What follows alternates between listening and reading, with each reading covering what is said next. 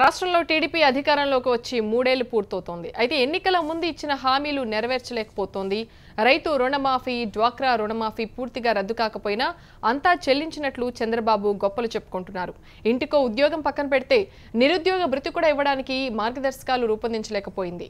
రజకులను ఎస్సీలోకి, బోయల్ని ఎస్టీలోకి, కాపుల్ని బీసీలోకి చేర్చుతానన్న బాబు వాగ్దానం ఇప్పట్లో నెరవేరేలా కనిపించట్లేదు.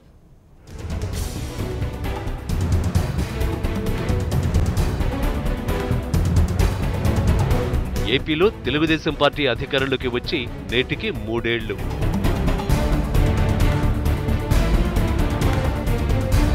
ఎన్నికల సందర్భంగా ఎన్నో హామీలిచ్చిన చంద్రబాబు ముఖ్యమంత్రిగా ప్రమాణ స్వీకారం చేశారు. ఆర్భాటంగా 5 హామీలపై సంతకాలు చేశారు. కోటయ్య కమిటీ సూచనల మేరకు ₹1,50,000 రైతుల రుణాన్ని మాఫీ చేశారు. అయితే 24,000 కోట్ల మొత్తంలో ఇప్పటి వరకు 10,070 కోట్లను 3 విడతల్లో చెల్లించింది. రుణమాఫీ మొత్తం చెల్లించినట్లు సీఎంతో పాటు నేతలంతా ఊదరగొట్టేస్తున్నారు.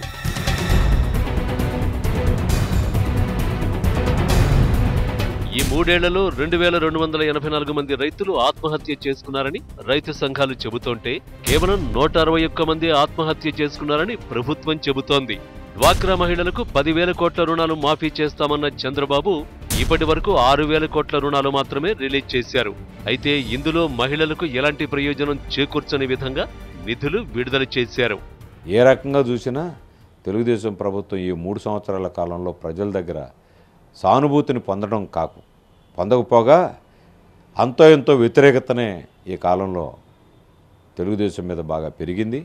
రాష్ట్రంలో బెల్ట్ షాపులను కొనసాగనివ్వమంటూ చేసిన సంతకం నీటి మీద రాతలానే మారిపోయింది. వృద్ధులు, వికలాంగుల పెన్షన్ పెంచుతామన్న సీఎం వాగ్దానం అమలవుతోంది. అయితే జన్మభూమి కమిటీలు సూచించిన వారికే ప్రాధాన్యతనిస్తూ తక్కిన వారికి ఆధార్ అనుసంధానం పేరిట కొర్రీలు విధిస్తున్నారు. అదేవిధంగా గ్రామాల్లో ₹2కే 20 లీటర్ల నీరు అందించేందుకు చేసిన ఎన్టీఆర్ సుజల స్రవంతి పథకం వెక్కిరిస్తోంది.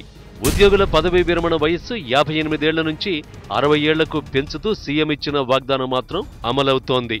ఈ 3 ఏళ్లలో ప్రభుత్వం తాత్కాలిక సచివాలయం, అసెంబ్లీని ₹580 కోట్ల నిర్మించింది. ల్యాండ్ పూలింగ్ ద్వారా భూములు సేకరించాలని నిర్ణయించిన ముఖ్యమంత్రి ఆ మేరకు రాజధాని రైతాంగానికి పలు హామీలిచ్చారు. వాటిలో 1-2 మినహా తక్కినవేవీ అమలు కావడం లేదు. భూములిచ్చిన రైతులకు ఇంటికో ఉద్యోగం లేదా వడ్డీ లేని ₹25 లక్షల రుణం, విద్యార్థులకు ఫీజు రీయింబర్స్మెంట్, ఇలా ప్రతి హామీని ప్రభుత్వం నెరవేర్చడంలో నాన్చివేత ధోరణి అవలంబిస్తోంది. ఇంటికి ఒక ఉద్యోగం అన్నారు, తర్వాత ఉద్యోగం ఇవ్వకపోతే 25 లక్షల నుంచి 30 లక్షల వరకు వడ్డీ లేని రుణాలు సొంత వ్యాపారం పెట్టుకుంటానికి అన్నారు. ఇక్కడన్నా ట్రాక్టర్స్ కానీ పని వాళ్ళకి కానీ అందరికీ పని కల్పిస్తూ ఉన్నారు.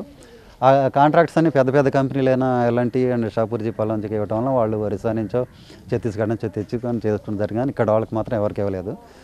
తర్వాత హెల్త్ కార్డ్స్ అన్నారు. హెల్త్ కార్డ్స్ చాలా తక్కువ మందికి ఇచ్చారు. అన్ని కంప్లైంట్స్ ఇవ్వడం వల్ల మళ్ళీ ఆధార్ కార్డులు తీసుకొని వెళ్ళారు.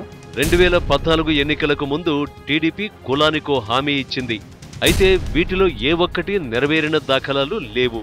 అన్నీ పరిశీలనలో ఉన్నట్లు చెప్పుకోవడం మినహా ఈ 3 ఏళ్లలో చేసింది మాత్రం ఏమీ లేదు.